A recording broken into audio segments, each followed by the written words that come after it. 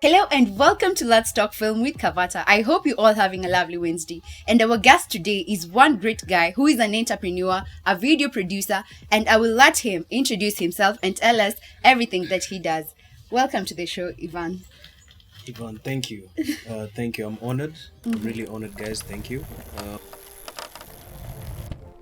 My name is Ivan Odie. I like getting people together and making things look more beautiful and sound more beautiful. Mostly known as Ivan Odie, but I'm Ivan Odhiambo. Yeah, as you can see, an economically sized guy, but with a big ambition. Okay, so will you just tell us who Ivan is, what he does? Because I have mentioned you're an entrepreneur and you're a video producer, and I'm quite sure you're doing a lot of things. Yeah. Ivan Nipediwama creatives. That's what I like saying. It's like I'm a creative plug. I just like creating things. So I just have a bunch of creative people around me that help me do anything that we think of doing. Well, when and where did you start? Creativity or the company or The creativity part. Man, I've always been, tearing apart boxes when I was a child. Like my mom used to bring medicine boxes. I think kila msee alikuwa anafanya hiyo kitu. The one for like you make a car. So now me, I used to make my cars really differently. Like, box ya dawa. Yeah. Like I'd put rims on it. Like I'd put like a spoiler. So I used to really go the extra mile in terms of creating my toys. So I think I've always been having this creative, or like asking myself, why can't I make it better since I was a child. But music, I think I started when I was in class 8, when my mom bought me a guitar. That was in 2005. Yeah.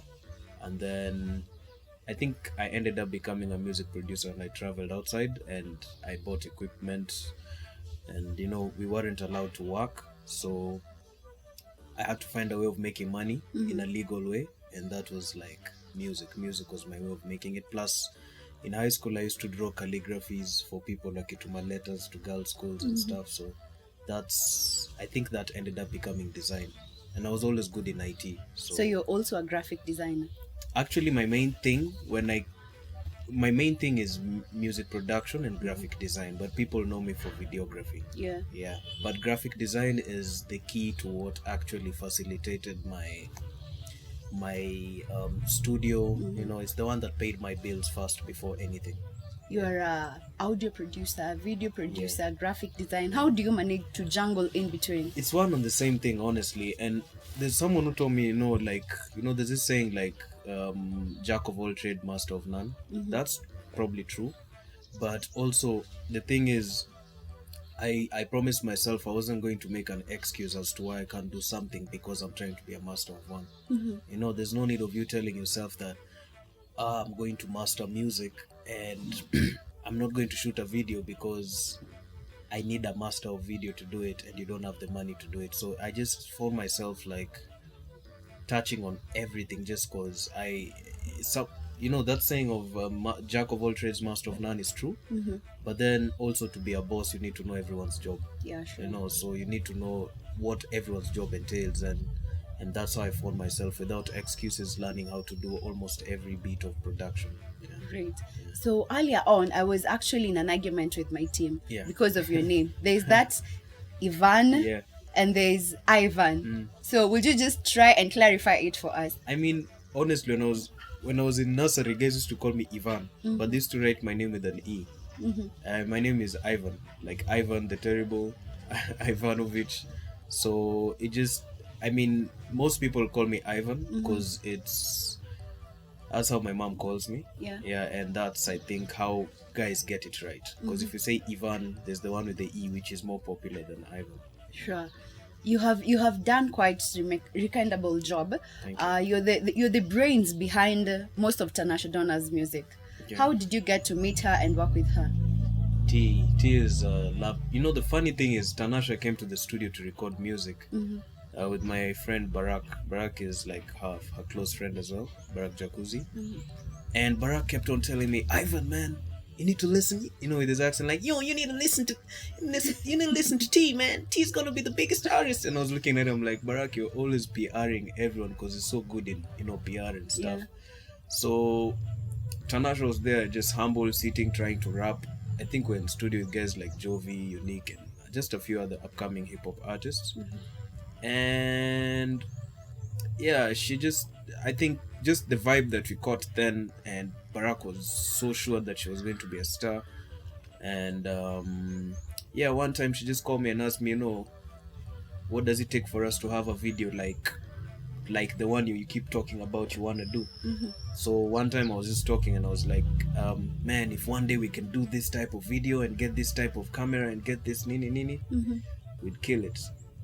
Before you know, she was like, you know what, Ivan, it's time, let's do it. And yeah, so it started from kind of like friendship. Yeah. And she really believed in us, in terms of, she knew that if she's able to, she'll make it happen. And that's how we just started working with her. And have you worked with any other artists? Yeah, definitely. In terms of music videos, Yeah, in terms of music videos. we've worked with Mad Trucks, we've worked with I mean, we did Tunji, Manzaronga, we did a few projects for him. God, yeah, I can't remember, but they're in the website. You can check out callivantoday.com. Okay, and did you have any challenges working with a certain artist? I mean, challenges, I love my job. It never feels like, I don't really remember a challenge, because for me, I don't look at it as a job. I look at it as something that I do. So if anything comes up, we just try to find a solution to it. Yeah, so I can't really imagine any artist that I worked with that I had an issue with. And if I did have an issue with someone, like, I try to let go, so I don't necessarily remember at this Carry point it in on. time. Yeah. So you have mentioned Call Ivan Creatives. Yeah. How did it come to life? So at the studio, like the washroom, there's like a poster that we made just to make people laugh when they go to the washroom. So it was like in this very toilet. How was it again?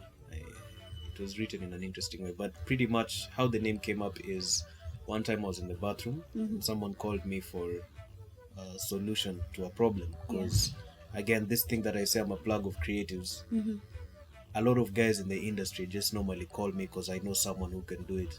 So I was looking for a name, and I think our studio is called, it had some complicated name before that, and guys used to type it in the emails wrong. So I just wanted something so simple. And so when someone called me, when they finished, they were like, I knew I'd get the answer if I called you.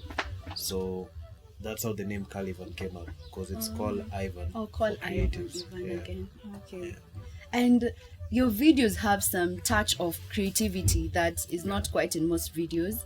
And what sets you apart from the rest? I think, again, like, I wouldn't know. Maybe the guys who watch could let me know. But I think what I appreciate the most is like the team that I have. Like, I have a team that, like, everyone is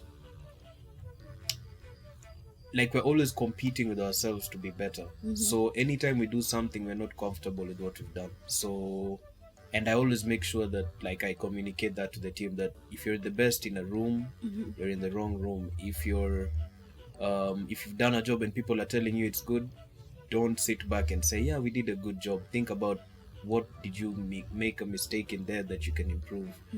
And so, strictly a rule in Calivan is, we never play our videos after we've released them. Maybe we push them, but we never play our videos. We never look back at our work like, wow, look at what we've done.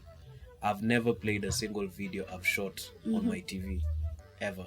It's just because I always think of, how can I don't want to think about the views being big and staki kichwa ime, and I don't want anyone around me to have the same attitude. So I always just try to look at what we didn't do right, that we can improve on next time. So you mentioned a team. Yeah. Are you the lead of the team, or where did the team start from? Yeah, so it's me and my girlfriend. She's called Ashley. So I think, when I think of the years, it feels like it's been so long, man. Wow. But like, I think it's been like 6 years. So she's like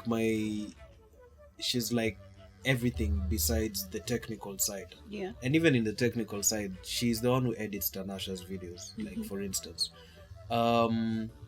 Ashley is an equivalent of me, the female version. And yeah, she's my fiance, she's my helper, and she does everything for me. Like, she's, in terms of paperwork, the things that I like, the things that I find need time, she's the one who normally does that. Then I have Joe Mahinda is a genius. There's a crew called Film Crew in Africa. Joe used to be in Film Crew in Africa, the guys who shot Nairobi Half-Life. So Joe is now our producer. And then we have Steph Capella. Steph Capella is in charge of is like the president of the studio, so he's in charge of every artist in the studio. Yeah, but as at the same time is an artist. And that's just a bit of a few of the guys. There's guys like Paps, Gaffers. There's guys who are like, the team is large, man. The team is really large. I'm going to make a shameless advertisement. We have our belts. They're called Colony Couture. So these are also part of our creations. Okay. And like, why I'm showing this is because the owner of this belt is, how we work is, he's the owner of the belt is a close friend of mine. He's called Malik. Yeah. In my company, he's a line producer. In his company, we are marketers. So I wouldn't say that I'm a boss of the people. I'd say I'm a partner of them, because we work for each other. That's how we maintain mutual respect and mutual growth.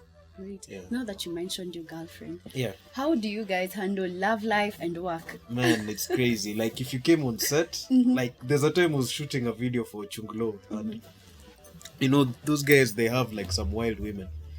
So when you come on set, it's really hard for one to tell that like she's my girlfriend, and I made that clear from the start, because I told her like, it might sound a bit harsh, but I told her like, this career, I'm gonna make it regardless of whatever happens, and if you want to make it regardless of anything, we have to know how to separate, because everyone thinks it's gonna fail if we work together and we're dating. Yeah. That's what everyone expects. So you have to have like a really strong heart to be able to differentiate that this is work time and this is love time. And that same discipline I carry to my whole team. I tell my team, I mean, if my girlfriend is carrying if my girlfriend is packing a drone and going to carry a light, and she's worried about it, and she's doing physical activities on set, I mean, it's shameful if I'm paying you, you're not my girlfriend, and you're not doing what she's doing. True. So no one should work less than her, and she works hard, so that's just how we do it. So on set, she's not my girlfriend. She's a partner at work, yeah. And it's strictly that way. We argue. I tell her, what the hell is this doing here? Nini. Like, we have our intense work moments. So what would you say has been your stumbling block in your career? I'd say like that's a tough thing, yeah. Like the tough thing in the career. I think when I used to believe that I needed my parents to support me more in my career, because my parents are authoritarian. Like, titles si ati hao ni mabazenga, but titles zao ni zile, unajua ile doctor, lawyer, nini, Sure. So like, my whole family, there's no one who was doing arts, and I was doing not bad in biology and English, IT. So I always looked like I was going to be some guy in an office, and then I just decided Art is your calling. Yeah, art is my calling. So definitely I was a black sheep from then. So I used to expect my parents to, like, growing up, you see your friends, they have maybe PlayStations, they have cameras, I used to always want those things.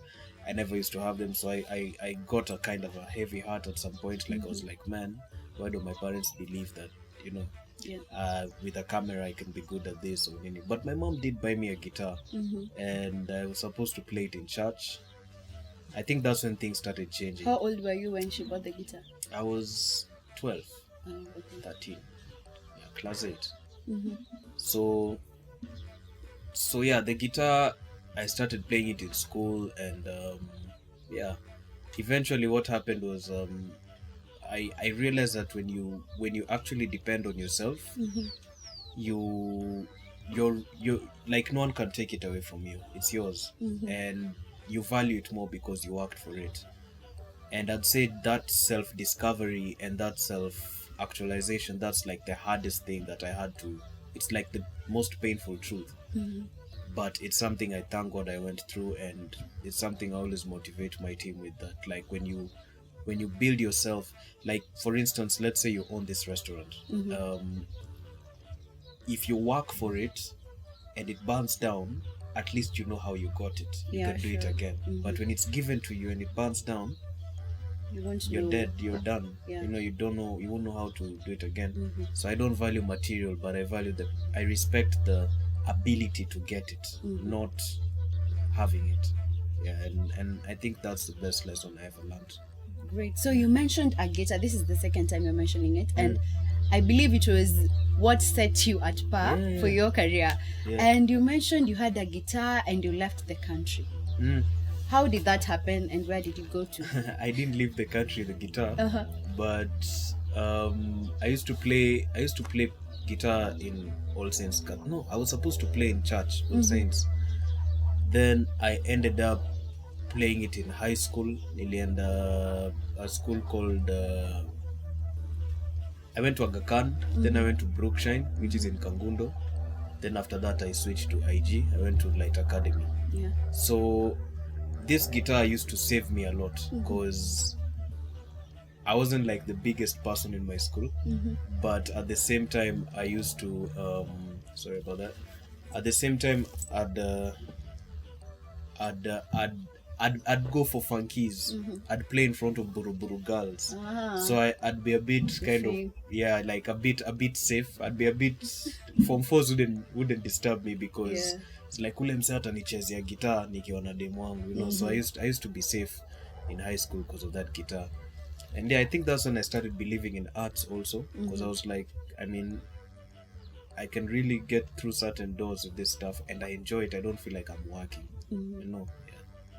So that was life in high school. That was life in high school. And I believe you went to campus, definitely. Yeah. So, okay, after Light Academy, I went to Asia and I went to study business and IT because I knew I wanted to do business and I was good in computers. But somewhere along the line, that I think I traveled in 2009. Yeah, I stayed out there for like 5 years or something. But one thing I realized when I was there was, first of all, we were not allowed to get working visas. And then second, the money was never enough, you know, to like, you know, because if you're paying your rent, the school fees was expensive-ish.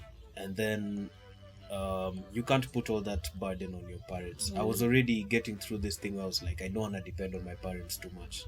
So I started doing music and at the same time going to school. So one time I got a really, at that time, what it looked like was a really healthy pay from one artist.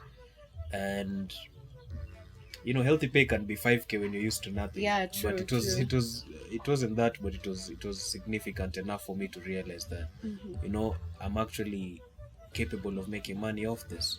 I came to Kenya for holiday. I went to a restaurant, and the restaurant had a really simple menu, like made out of A4 paper, white. And at that time, I was doing photography and typography on Photoshop and stuff. So in 5 minutes, like I could design a menu, and it would look like it would make the whole place just look better. So the choice of fonts, the choice of color blending, you know, like I'd be able to argue that, you know, in a restaurant, the reason why menus are like mustard yellow and ketchup red is because it brings appetite and stuff. Like there's just a bunch of little details that like I'd put into a design and I'd make it in 5 minutes. So when I'd come on holiday, I'd do that for restaurants for free. Just drink a soda, do that, leave it with the waiter to give the manager and steward. When I'd come back for the next holiday, I'd be told, hey, wanakutafuta. And then I'm like, wananitafutia nini? And then one time they asked me, how much do you charge for this thing? And I was like, charge? And they told me, we'll give you 10,000. I was like, what? and kidogo I made websites, hotels like the Smith hotels somewhere around here in Kajiado. We did everything for the last 7 or 6 years. And in school, were Yeah. you studying such? No, this is YouTube University, and this is just like, I mean, maybe there's like a module somewhere in BIT for marketing and promo, but it was always something I did without school. So It's the rest was something, just yeah. from YouTube University? It's just YouTube, man. It's just like you look at something, you're like, man, why is. Have you ever looked at Toyota lights and asked yourself why they're so ugly? I'm like, I wish someone can give me the job of just designing that light. Because when you design the light of a car, it makes the whole car look better. True. And just small things like those disturbing me is what made me realize that, I could be a designer. I could design this, I could do this, I could do this, I could make a website, I could, make a billboard. And one day I told my mom, like, if I was working in an office, I'd never be able to be in a newspaper because I'd just be doing the same thing everyone else does. Yeah, on a daily. She was a bit offended. She's like, hata nikiwa daktari sitaiko kwa gazeti unless ni scandal. But I promised her that one day, like, it will make sense. And I'm not saying I've made it, but like, she, at least now she sees billboards in town, she knows, oh, my son. Yeah, so stuff like that I'm proud of. That is great. And how about what would be your preference in film production and music production? I mean, I think film production is music production. I think they're all like one. Yeah, but I just love creating. I love making whatever we're doing look better. So if I answer that question and said I love music production or I love video production, I'd be lying. So in anything that I do, I just like making a brand. I'd say I love creating brands. That's my thing. Not even film production. Actually, I'd promised my partner that in 2 years, I think a year ago, I told her there's a certain peak people hit in music videos and they stop doing them. I don't want to be a popular music video director. I want to be someone who does it once and does it right. Yeah. And there's a guy called Roman Gavans. He's a guy who did No Church in the Wild. That's Kanye West and Jay-Z and Frank Ocean. Like, that guy takes 6 months to plan one music video. I'd love that, to do it right. It's not about like being popular. So that's, and just I think what that's I mean. why most of your videos are quite creative. I appreciate that. It's the team, and also just I like creating brands. So it's not about music videos or film directing. It's just about what can we do right, and what can we do it for the right reason. I've said no to really big artists, like the biggest artists, because they told me, if you do this, man, you'll be the biggest. And I looked at them and I said, big is relative. Like, I don't need to, you don't need a bigger name than your ability, Yeah, so that's just how I look at it. That actually answers the question of what sets you apart, apparently. Wow, yeah, it does. Yeah, so if Ivan was not a video producer or you were not in your film career, what would you be doing? I'd probably be in a talk show arguing, or I'd be a lawyer. Like guys say back then, my girlfriend used to say, and also my guys that I work with, they say, I convince people. Like, they just say I have a slick tongue or something. Yeah, but like I don't think so, and I've started intentionally losing arguments because in short, Kenya wanasema ni mimi ni kichwa ngumu. Unaona, so yeah, you get it. So just like but yeah, definitely I'll probably be a lawyer, but now I see lawyers' lives, I'm like, nah, I'm happy where I am. I'm very comfortable. I'm very happy with what I'm doing. Yeah. So what would be your advice to a young music producer?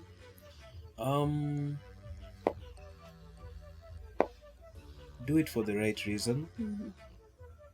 Fame is temporary and relative, and success is relative and temporary too.